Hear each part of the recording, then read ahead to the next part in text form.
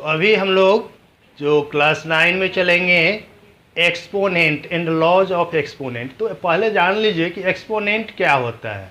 Exponent means power. जैसे हम अगर करते हैं यहाँ a इंटू ए तो इसको हम लोग ए क्यू, तो यह 3 इसका एक्सपोनेंट कहलाता है। उसी तरह 2 इंटू टू करेंगे तो यह 2 क्यू हो जाएगा और इसका वैल्यू 8 हो जाता है।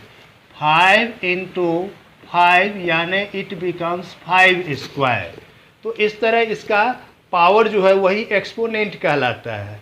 अब रेडिकल के संबंध में आप जान लीजिए कि इस तरह से रहेगा, जैसे यहाँ पर 3 होता है और यह a है, तो इसको हम लोग a⁻⁴ कहेंगे। तो यह रेडिकल ये कहलाएगा, a कहलाएगा रेडिकेंट, और ये टोटल सिस्टम हमारा रेडिकल या एक्सपोनेंट कहलाएगा। और यहाँ पर ये a हमेशा रेशनल नंबर होना चाहिए, इरेशनल नंबर नहीं होना चाहिए। तो इस तरह से हम लोग इसका भी ले लेते हैं। अब लॉज हम लोग देखें इसमें कि कैसे हम लोग चलेंगे। लॉज है अगर सेम बेस होगा a⁻m इंटू a⁻n, बेस अगर सेम होता है तो मल्टीप्लाई करने पर पावर ऐड हो जाता है, a⁻m प्लस n हो जाएगा। अगर a⁻m डिवाइडेड बाय a⁻n हो तो उस स्थिति में हम लोग पावर को सब्ट्रैक्ट कर देते हैं, a⁻m माइनस n। अगर हमारा a⁻m whole to the power n होता है तो यह a⁻mn हो जाएगा। उसी प्रकार अगर हमको a बाई ab है कोई टर्म और पावर सेम है तो इसको हम लिख सकते हैं a⁻m इंटू b⁻n m। और अगर a बाई b है, इसका पावर m है, तो यह a⁻m बाई b⁻m लिख सकते हैं। और अगर a का पावर 0 होता है तो वह हमेशा 1 होता है। किसी भी टर्म का पावर अगर 0 होगा तो वह निश्चित रूप से 1 के बराबर ही होगा। जैसे कि आप जान लीजिए, अगर हम यहाँ लिखते हैं 7 2 5 6 8, इतना बड़ा नंबर है, अगर इसका पावर 0 हो जाता है तो यह हमेशा 1 ही होगा, 1 के अतिरिक्त और कुछ भी नहीं होता है। तो आप जान लीजिए कि जिसका भी पावर 0 होता है तो वह 1 के बराबर हो जाता है। अब आप देखिए इस पर एग्जाम्पल जो हम लोग कैसे क्या करेंगे। सपोज कीजिए कि आपके पास क्वेश्चन दिया हुआ है सिंप्लीफाई 2⁻³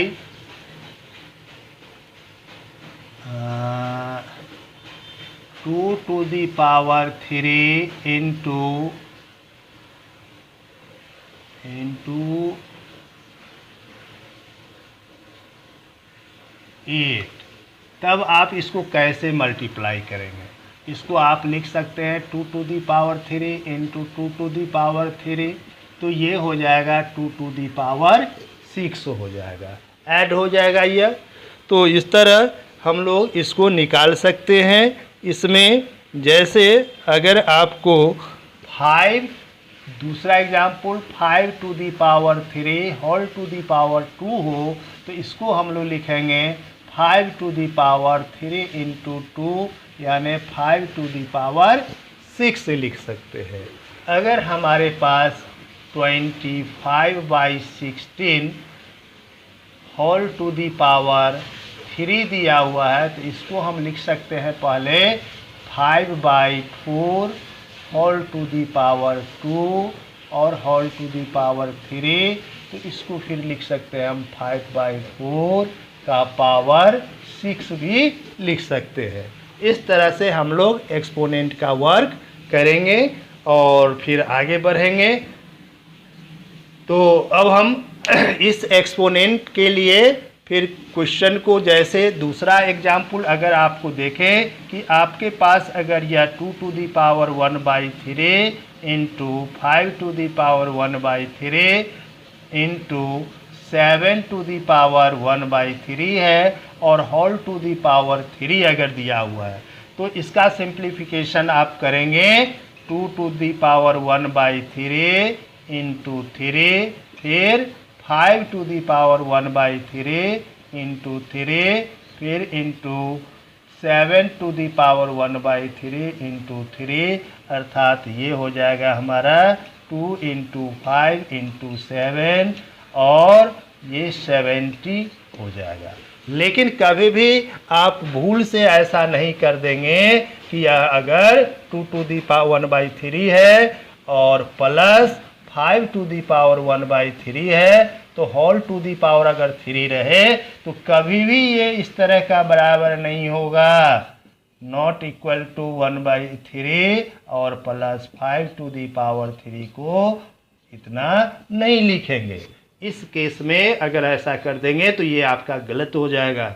इसलिए हमेशा ये मल्टीप्लिकेशन में इसको लेंगे, प्लस में ये आएगा तो यह a plus B whole cube के फॉर्म में आ जाएगा। तो उसका फॉर्मूला आप जानते हैं कि a plus B whole cube का क्या होता है, उस पर चलेंगे। ये कभी भी इक्वल नहीं हो सकता है। तो इस तरह से हम लोग एक्सपोनेंट को देखें। अब नेक्स्ट क्लास में हम लोग इस पर क्वेश्चन सॉल्व करेंगे।